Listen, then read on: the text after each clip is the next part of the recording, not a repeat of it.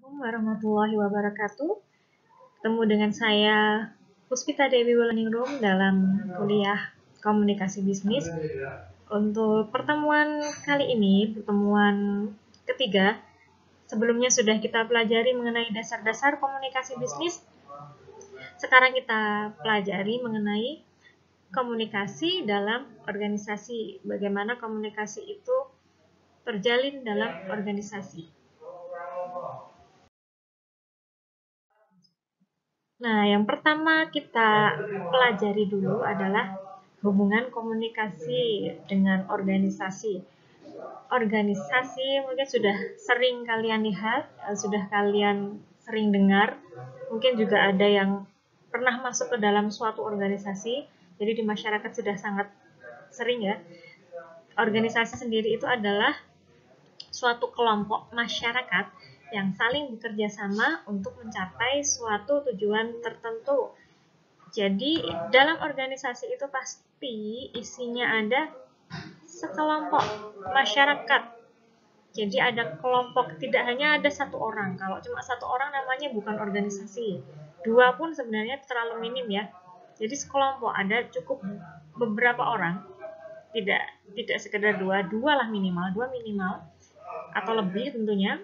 Dan mereka tuh saling bekerja sama untuk mencapai tujuan tertentu. Jadi ada tujuannya. Kalau organisasi pasti punya tujuan yang sama, satu tujuan yang sama. Misalnya kalian mungkin dulu waktu SMA ikut OSIS. Dia punya tujuan untuk mengembangkan kemampuan siswa dalam berdialog, kemudian bekerja sama dan selainnya. Itu adalah organisasi, salah satu organisasi, banyak sebenarnya organisasi, termasuk perusahaan. Perusahaan itu juga salah satu bentuk dari organisasi. Ada perusahaan Indomaret, dia adalah organisasi di mana mereka mencari laba dengan cara menjual barang-barang ke orang-orang lain seperti itu. Itu dia adalah organisasi di mana mereka punya tujuan, yaitu mencari laba. Seperti itu adalah organisasi. Lalu hubungan antara organisasi dengan komunikasi itu apa? Nah, komunikasi ini itu adalah salah satu perekat. Dia yang menjadi perekat yang memungkinkan kelompok masyarakat tersebut bisa bersama-sama melakukan fungsinya. Jadi fungsinya di sini ada komunikasi itu menjadi perekat. Coba bayangkan ketika suatu organisasi isinya kumpulan orang tapi tidak berkomunikasi, tidak ada pembicaraan di sana, bahkan tidak ada kontak sama sekali. Jadi orang cuma diem-diem aja. Saya ada di ruangan, misalnya saya ada di satu ruangan, saya berkumpul dengan orang-orang, itu bukan, meskipun orangnya banyak ya, jadi dia sekumpulan, saya ada di kelompok orang, ada beberapa orang, nggak cuma satu, tapi di situ saya tidak punya tujuan tertentu, di sana saya tidak melakukan komunikasi. Jadinya itu bukanlah organisasi. Organisasi itu pasti membutuhkan komunikasi untuk sebagai perekat, sebagai penyatu antara satu orang dengan orang yang lain, sehingga tujuan itu bisa terjalin, tujuan itu bisa tercapai, fungsi dari organisasi itu bisa berjalan. Seperti itu untuk kaitan antara komunikasi dengan organisasi. Nah, lalu untuk organisasi yang akan kita pelajari kali ini, untuk komunikasi organisasi, kita kontekskan diri kita sebagai peran sebagai seorang manajer. Jadi seperti mata kuliah kita komunikasi bisnis, artinya nanti untuk organisasi yang akan kita bahas ke belakang itu adalah organisasi bisnis. Dan di sini kita coba posisikan untuk diri kita itu misalnya sebagai seorang manajer. Nah, hubungan komunikasi yang terjalin baik antara manajer yang satu dengan manajer yang lain, antara manajer dengan karyawan, atau antara karyawan dengan karyawan yang satu dengan karyawan yang lain merupakan salah satu kunci keberhasilan manajer dalam mencapai tujuan organisasi. Menurut Mintzberg, ada 3 peran manajer yang ini sangat strategis, di mana seorang manajer tuh punya peran-peran untuk pengembangan organisasi ke depan. Ada peran-peran strategis yang akhirnya nanti dia konteksnya dengan kaitannya dengan manajer dengan karyawan, itu juga punya peran strategis. Ada beberapa peran, di sini ada 3 peran. Yang pertama ada peran antar pribadi, ada peran informasional, dan ada peran keputusan. Yang pertama adalah peran antar pribadi. Peran antar pribadi itu seorang manajer punya peran sisinya antara dia dengan orang lain, antara seorang manajer dengan karyawan atau dengan manajer yang lain, itu sebagai tokoh figur atau bisa juga sebagai pemimpin dan sebagai penghubung. Kalau sebagai tokoh figur itu kita bayangkan kita atau si manajer itu diposisikan sebagai tetua seperti itu yang biasanya mewakili suatu perusahaan. Misalnya kalau ada seremoni atau ada rapat atau ada perkumpulan gitu, nanti manajer itu dia yang diminta untuk bicara di depan, dia menjadi figur dari perusahaan itu, dari organisasi itu adalah tokoh figur. Peran yang lain yaitu menjadi pemimpin, menjadi peran antar pribadi ketika seorang manajer itu posisinya sebagai pemimpin karyawan atau orang lain, di mana dia bisa mengkoordinasikan karyawan, memberikan arahan atau memberikan petunjuk kepada karyawan atau temannya sesama manajer. Dia berperan sebagai pemimpin di situ, di mana juga dia bisa menyampaikan. Kalau misalnya kita sebagai manajer dengan pimpinan, kita bisa menjadi penengah informasi dari dari bosnya, nanti kita salurkan kepada karyawan. Jadi seorang pemimpin itu juga sebagai penyalur informasi, penyampai pesan yang benar dari bagian A ke bagian B, itu saya dari bos ke karyawan. Kita sebagai penengah di tengah-tengahnya, itu fungsi kita di situ sebagai pemimpin dan mengarahkan juga akhirnya karyawan untuk sesuai dengan instruksi dari pimpinan. Selain itu juga sebagai penghubung tadi seperti itu tadi ya, contohnya kita sebagai penyalur informasi dari si bos ke karyawan itu misalnya. Jadi peran kita sebagai manajer itu adalah peran yang pertama, peran antar pribadi seperti itu. Jadi antara satu orang dengan yang lain, kita ada di tengah-tengah di situ, antar pribadi.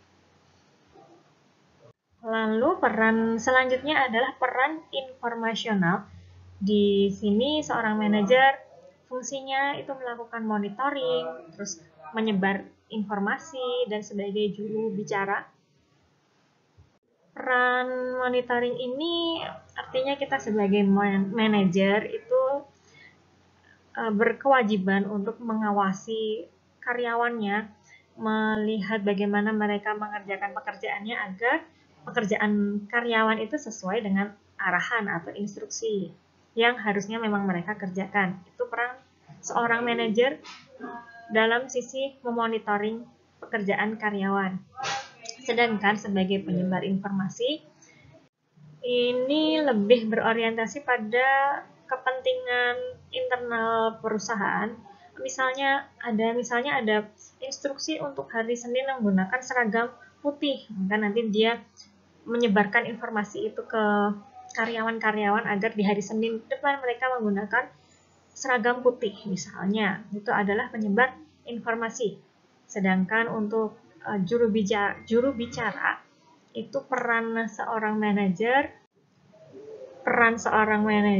untuk menyampaikan ke pihak eksternal mengenai kebijakan-kebijakan perusahaan. Jadi kalau yang tadi penyebar informasi itu internal, kalau yang juru bicara itu seorang manajer berhubungan dengan pihak eksternal, bukan orang-orang di dalam perusahaan tapi di luar perusahaan. Misalnya ada kebijakan kita butuh investor baru, nanti seorang manajer itulah yang nanti akan menyampaikan kebutuhan investor yang seperti apa yang perusahaan butuhkan, itu disampaikan ke pihak eksternal, pihak luar yang mau jadi investor misalnya.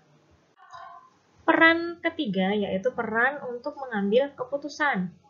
Di sini seorang manajer seharusnya memiliki sifat yang pertama wirausaha sebagai pemecah masalah, kemudian pengalokasian sumber daya, dan sebagai negosiator. Dalam perannya sebagai pengambil keputusan dengan sifat wirausaha, artinya seorang manajer itu seharusnya memiliki sifat seorang wirausahawan, dimana kalau wirausahawan biasanya ulet, kreatif, penuh percaya diri, berani menerima tantangan, seperti itu. Sifat-sifat wirausaha seharusnya dimiliki oleh seorang manajer karena perannya sebagai pengambil keputusan. Sedangkan untuk sifat pemecah masalah, artinya sebagai seorang manajer ketika menghadapi suatu masalah, seharusnya dia memang mampu untuk berpikir kritis dan berpikir solutif untuk menemukan masalah ini apa akarnya, kemudian diselesaikan dan dicari jalan keluarnya seperti apa. Itu untuk peran keputusan sebagai seorang manajer. Selanjutnya, untuk peran keputusan ini, sifat yang harus dimiliki oleh seorang manajer itu adalah salah satunya pengalokasi sumber daya. Artinya, dia tahu sumber daya apa yang dimiliki, kemudian sumber daya itu seharusnya diletakkan di sebelah mana. Misalnya misalnya seorang manajer tahu nih kita kerja di perusahaan A dengan sumber daya manusia, tenaga kerja itu ada 10.000 orang. Nah, seharusnya seorang manajer itu tahu kira-kira 10 orang ini kita tahu potensinya kemana aja. Yang 5.000 orang ini masuk di potensinya sebagai bagian produksi, ada yang bagian pemasaran, ada yang bagian mana. Seharusnya seorang manajer itu tahu untuk memposisikan sumber daya itu di bagian yang paling tepat.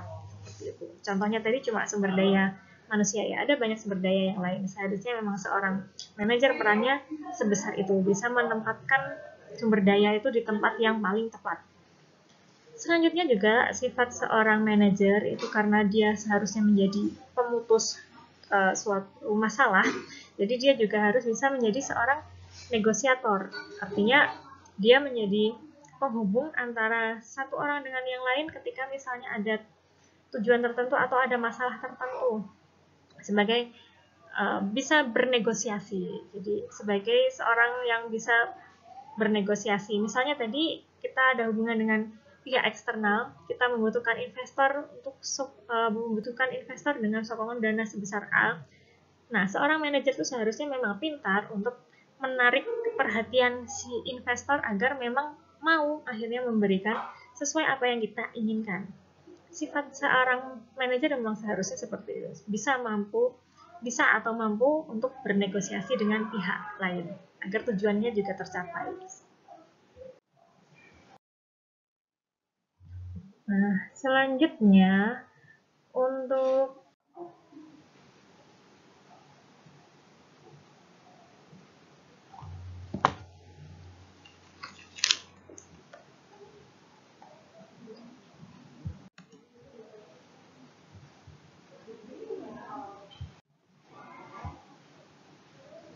jadi akan ada kegiatan pertukaran informasi di dalam suatu organisasi. Tadi dengan penjelasan saya tadi berarti ada komunikasi, berarti nanti akan ada kegiatan pertukaran informasi. Lalu apa aja informasi yang ditukarkan?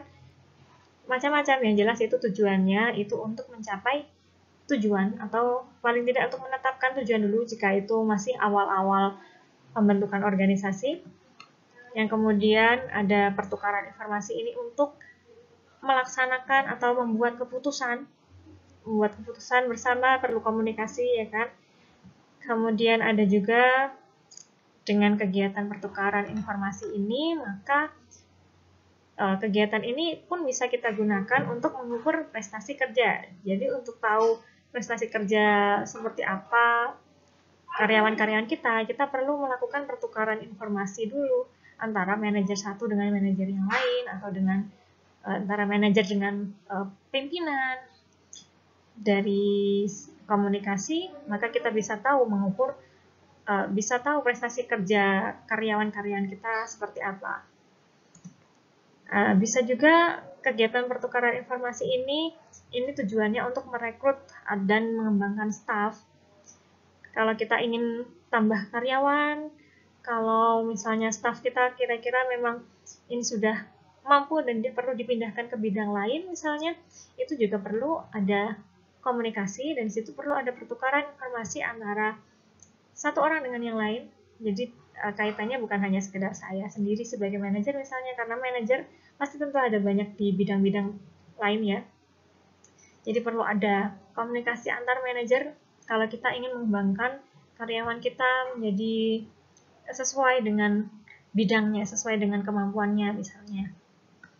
Kegiatan pertukaran informasi selainnya juga bisa digunakan untuk pelayanan pelanggan. Jadi antara saya sebagai manajer dengan ada konsumen dari produk kita, mereka ada komplain atau misalnya ada saran-saran baiknya produk kita seperti apa, nah itu ada perlu kegiatan pertukaran informasi. Kemudian juga perlunya kegiatan pertukaran informasi juga untuk bernegosiasi dengan supplier misalnya, si penyetok barang-barang persediaannya perusahaan misalnya, kita perlu negosiasi, siapa tahu nanti dengan negosiasi ini kita belum bisa bayar sekarang, bisanya bulan depan, agar dibolehkan untuk dapat barang, kita akan perlu negosiasi. Atau kita pengen dapat diskon, maka kita perlu negosiasi. Dan itu perlu pertukaran informasi. Kemudian juga kegiatan untuk memproduksi suatu produk. Jadi untuk memproduksi suatu produk nanti kita perlu pertukaran informasi dari bidang produksi, kemudian dari pemasaran bagaimana, kemudian bagian keuangan nanti butuhnya berapa. Nah, itu kan berarti perlu pertukaran informasi antar bidang.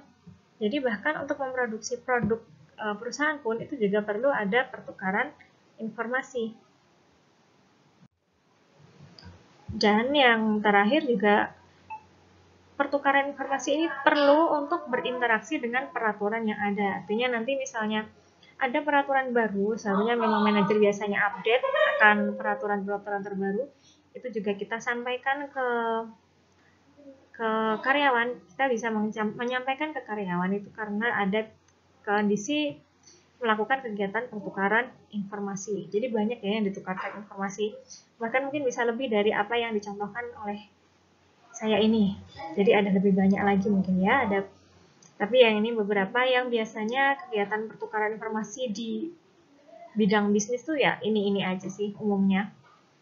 Tujuan, menetapkan tujuan, melaksanakan keputusan, membuat keputusan, mengukur prestasi, dan seterusnya. Nah, selanjutnya untuk pola komunikasi. Jadi ada komunikasi antara orang satu dengan orang yang lain itu biasanya di perusahaan atau di bisnis itu ada polanya tersendiri. Ada yang pertama pola yang berbentuk formal, dan satunya ada yang non formal. Pola komunikasi bisa jadi komunikasi yang formal maupun bisa jadi yang non formal. Komunikasi formal itu terdiri dari yang pertama adalah komunikasi top down communication. Dari namanya berarti top down, dari atas ke bawah. Artinya komunikasi dari atasan ke bawahan. Dan ini adalah bentuk komunikasi yang formal. Dari atasan, biasanya kalau mau dari atasan itu juga tidak bisa misalnya dari pimpinan, manajer top tidak bisa langsung ke karyawan, tapi biasanya mereka akan ke manajer lini dulu. Atau kalau misalnya dari pimpinan ke manajer lini, misalnya ada manajer pemasaran, ada manajer produksi, manajer keuangan misalnya. Nah, baru nanti kalau ada yang perlu disampaikan lagi nanti diturunkan ke karyawan. Berarti misalnya ada kebijakan pimpinan itu tidak bisa pimpinan itu juga langsung ke karyawan, tapi juga harus melalui proses ke manajer lini dulu, habis manajer lini baru ke karyawan. Seperti itu top down, dan ini strict ya, jadi urutannya harus seperti itu dari atas ke bawah dan sesuai urutan biasanya.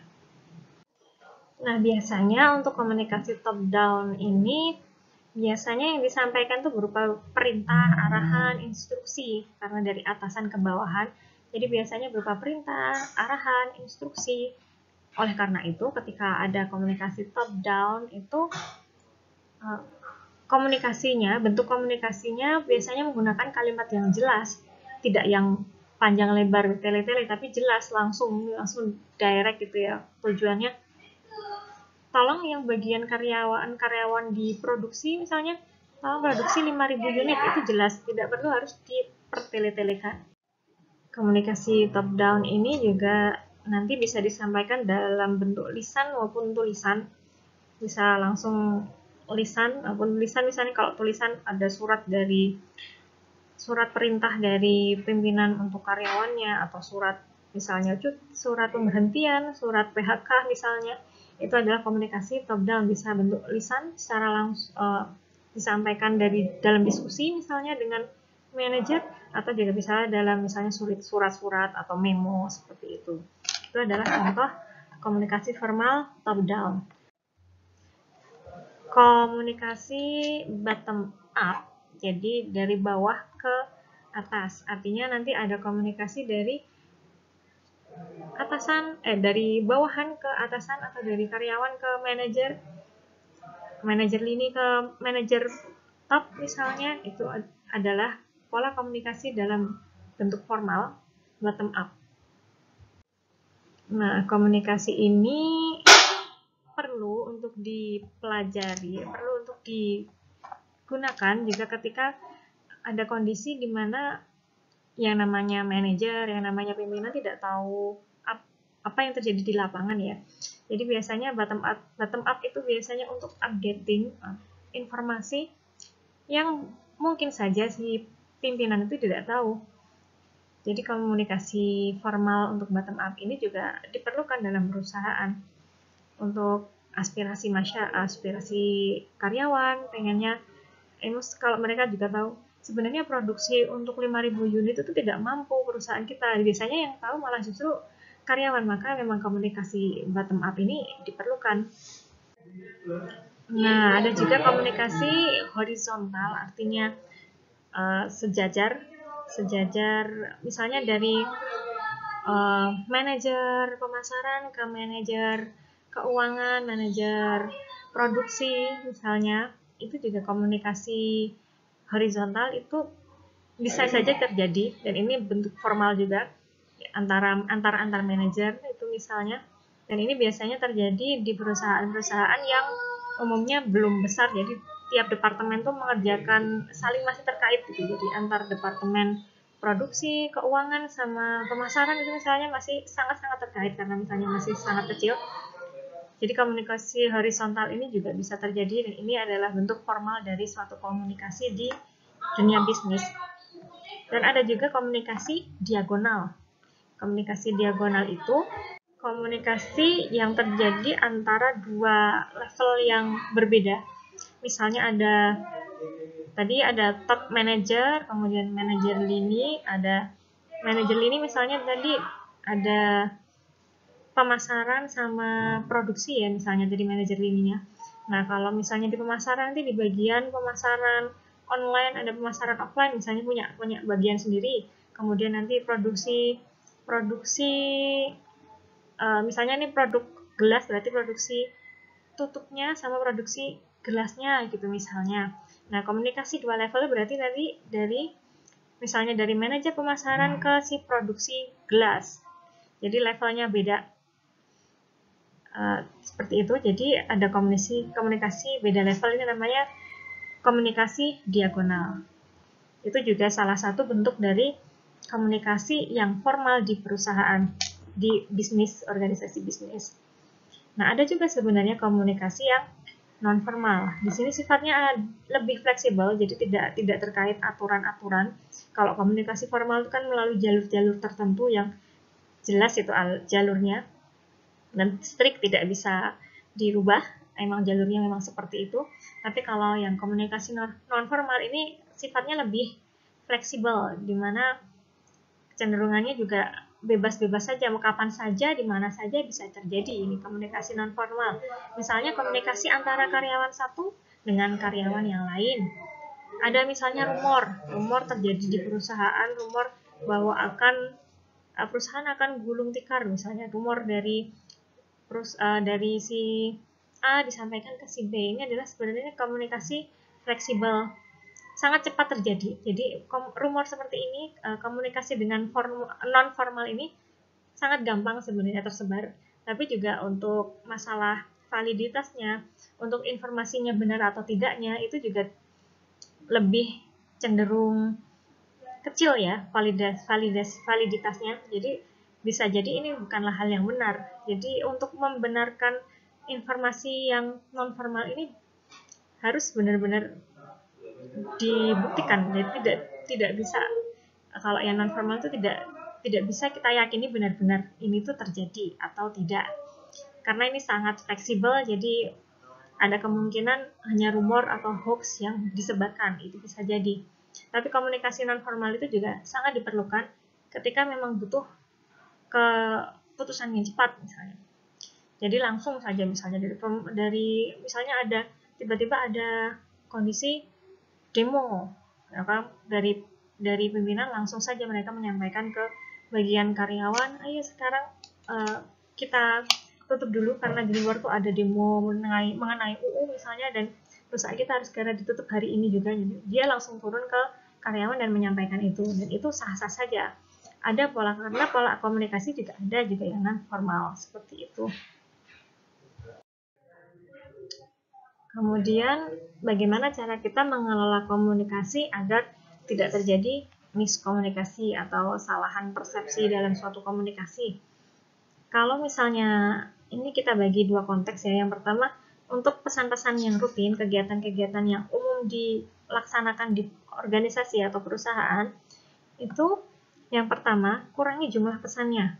Jadi tidak perlu bertele-tele, kita sampaikan pesannya itu saja. Dan jangan sampai kita membicarakan banyak hal dalam satu waktu. Jadi sesuai instruksi satu aja misalnya kita sampaikan, kurangi jumlah pesannya, satu aja atau dua aja. Jangan terlalu banyak, karena bisa jadi untuk kegiatan-kegiatan rutin kalau terlalu banyak malah jadi terlupakan. Jadi kurangi jumlah pesan, sedikit aja dan harus jelas instruksinya. Instruksinya jelas. Kalau misalnya tadi harus menurunkan produksi, ya tinggal bilang aja turunkan produksi jadi 3.000. Sudah jelaskan. Jangan bertele-tele. Karena kondisi pandemi yang sangat mengkhawatirkan ini, maka tidak memungkinkan bagi kita untuk memproduksi 5.000 unit, maka dengan analisis bla bla bla bla kita perlu menurunkan produksi kita bla bla bla. Kelamaan orang akan tidak bisa menangkap isinya apa. Jadi langsung saja tunjukkan instruksi yang jelas. Turunkan produksi menjadi 3.000 unit untuk hari ini misalnya. Jelas, padat. Dan jika memang perlu, kita perlu mendelegasikan sebagian tanggung jawab. Ketika seorang manajer itu terlalu banyak tanggung jawab, nanti malah justru tidak maksimal, maka bisa didelegasikan ke pihak lain, atau bisa jadi karyawan yang sudah terpilih, yang kira-kira memang kita tahu mampu, kita delegasikan ke dia sebagian tugas kita. Jadi tidak terlalu banyak overlapping ya di sini. Jadi tidak banyak yang dipikirkan, kan nanti bisa fokus yang dikerjakan apa. Selain itu juga perlu melatih petugasnya. Jadi untuk penanganan rutin itu, kalau misalnya kelihatannya memang sangat banyak, kita memang perlu merekrut beberapa orang, kita latih mereka sebagai petugas, dan nanti bisa kita jadikan dia sebagai seorang yang kita delegasikan untuk menerima tanggung jawab kita untuk pekerjaan A misalnya. Biar tidak semua pekerjaan kita yang melaksanakan. Sebagai manajer, tidak semua pekerjaan harus kita laksanakan. Kita juga bisa mendelegasikan, asal dilatih petugasnya. Nah, kalau tadi mengelola komunikasi dalam pesan-pesan kegiatan-kegiatan rutin, lalu kalau misalnya ada suatu krisis di mana itu memang menyangkut kehidupan organisasi, kalau misalnya kalau kasus ini tidak segera diatasi, maka misalnya perusahaan bisa efeknya sangat besar, misalnya efeknya gulung tikar, tidak bisa berjalan lagi, harus bangkrut misalnya. Nah, untuk penanganan krisis komunikasi seperti ini, kita gunakan falsafah diam atau katakan. Jadi kita bisa memilih antara diam atau katakan. Hanya saja kalau diam, maka kita memilih untuk membiarkannya begitu saja, biarkan ambruk begitu saja lama-lama, atau kita katakan dan sampaikan. Jadi tentu kita akan memilih yang di bagian katakan ya, tidak hanya membiarkan perusahaan kita bangkrut begitu saja, tapi kita sampaikan, kita katakan solusinya. Nah, misalnya ada terjadi suatu rumor di masyarakat, perusahaan kita itu misalnya, oh kita menjual produk baru yang tidak halal, nanti ada, untuk menangkis rumor itu, kita perlu menjelaskan apa yang benar-benar terjadi, sekaligus cari sumber masalahnya. Cari sumber masalahnya dengan dalam dan setenang mungkin. Kemudian kita kendalikan masalah itu, agar nanti akhirnya, kalau masalah sudah kita kendalikan, nanti kita bisa menghilangkan atau menepis rumor yang sudah ada di masyarakat. Nah, langkah-langkahnya, yang pertama, kita siapkan dulu tim yang terampil atau tim yang cekatan dalam penanganan krisis. Kita bentuk suatu tim khusus misalnya untuk mengatasi krisis kita, ada masalah krisis tadi, kita buat tim khusus untuk itu. Nah, di sini juga yang kedua, langkah kedua ini adalah manajemen puncak itu harus segera bertindak. Jadi sebagai seorang manajer top manager itu memang harus segera melakukan tindakan. Artinya dia harus berpikir secara cepat namun tenang dan harus memberikan instruksi yang jelas sesegera mungkin ke bawahannya untuk membuat masalah ini menjadi reda. Kemudian ciptakan pusat informasi sebagai representasi perusahaan dilengkapi peralatan elektronik komunikasi. Jadi kalau memang sangat diperlukan, memang kalau misalnya terjadi rumor di masyarakat, tentu masyarakat tuh ingin tahu kondisi yang sebenarnya terjadi seperti apa. Maka kita juga sebagai perusahaan, sebagai organisasi, kita juga harus membuat pusat informasi. Jadi masyarakat bisa sangat dengan mudahnya mengakses informasi terkait rumor tersebut. Jadi kita harus ada di situ ya. Dan biasanya juga untuk kegiatan pusat informasi ini kita juga memerlukan teknologi informasi, peralatan-peralatan elektronik yang sangat mendukung agar memang efektif gitu ya. Kondisi yang kita ingin sampaikan ke masyarakat efektif bisa tersampaikan ke masyarakat. Kemudian juga langkah selanjutnya, ceritakan kejadian itu secara menyeluruh, terbuka, dan jujur. Kalau memang kita salah, maka minta maaflah sama masyarakat. Kalau memang tadi kita sudah bikin pusat informasi, jika memang ditanyakan, maka kita tidak boleh juga menutup-nutupi apa yang terjadi. Kalau memang kita salah, misalnya memang tercampur dengan barang yang tidak halal, misalnya, ya kita sampaikan kalau memang pada saat itu tidak sengaja misalnya, atau tercampur, dan minta maaf. Jangan lupa untuk poin utamanya adalah minta maaf. Dan poin selanjutnya juga yang tidak kalah penting itu kita tunjukkan keseriusan perusahaan, baik dalam bentuk pernyataan maupun tindakan. Jadi misalnya memang kesalahannya terjadi, ada produk yang kecampur tidak halal, maka kita segera minta maaf, disampaikan secara lisan, dan kita juga melakukan tindakan untuk misalnya kita mengevaluasi produk kita dan habis itu menyaring, misalnya supplier kita saring agar tidak kemasukan yang barang tidak halal lagi misalnya. Ada tindakannya, kita melakukan perubahan, ada tindakan di situ. Oke, lalu tadi sudah kita pelajari untuk mengatasi pesan-pesan yang rutin maupun ada kondisi kritis seperti itu. Lalu sekarang bagaimana cara kita untuk meningkatkan keterampilan komunikasi agar komunikasi kita bisa berjalan efektif dan memang tujuan yang ingin kita sampaikan ke orang itu bisa benar-benar tersampaikan. Yang pertama, perbanyak membaca, jelas. Dengan banyak membaca akan banyak informasi, banyak pengetahuan yang kita ketahui, jadi kita punya banyak ilmu yang bisa kita sampaikan juga ke orang lain, yang bisa kita sampaikan dan bisa kita kait-kaitkan dengan tujuan kita. Kemudian juga mendengarkan. Jadi komunikasi bukan hanya sekedar kita berbicara, tapi juga komunikasi berkaitan dengan bagaimana kita mampu untuk mendengarkan pendapat orang lain. Kita mau mendengarkan apa yang disampaikan orang lain. Nah, keterampilan mendengarkan ini juga perlu. bukan hanya sekedar kita ngomong. Kalau cuma pintar ngomong aja tapi kita tidak bisa mendengarkan orang lain, kita juga nggak akan dihargai nantinya. Nanti dia cuma mau ngomong aja tapi nggak mau dengerin sih, dia nggak mau bersama kita lagi. Akhirnya mereka tidak mau bersama mencapai tujuan kita lagi, karena kita tidak mau mendengarkan pendapat dari orang lain. Nah, makanya kemampuan mendengar ini juga salah satu keterampilan dalam berkomunikasi. Selanjutnya juga perlu kita punya kemampuan untuk membuat percakapan menjadi menarik. Misalnya kalau memang percakapannya kita butuh ngobrol sama masyarakat, ya kita menggunakan bahasa-bahasa yang simpel aja buat masyarakat. Kalau perlu kita bikin lawakan-lawakan kecil gitu ya, biar mereka ada attention, ada perhatian ke kita. Kalau perlu juga kita melakukan wawancara.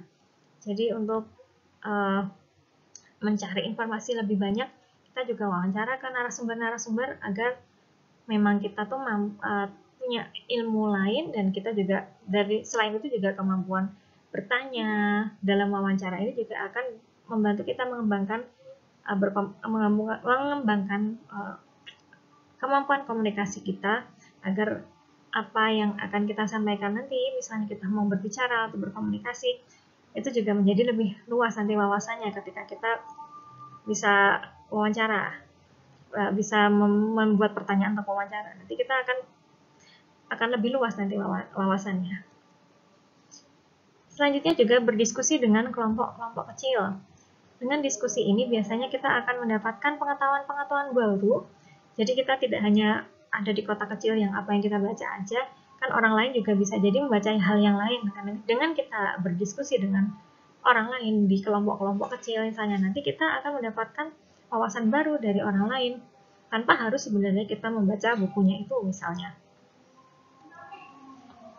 Dan yang selanjutnya dan yang terakhir itu untuk melatih komunikasi, yang jelas kita memang perlu jam terbang ya kalau komunikasi. Artinya ketika kita perlu untuk komunikasi di depan orang lain, berarti kita perlu berlatih untuk berpidato dan presentasi.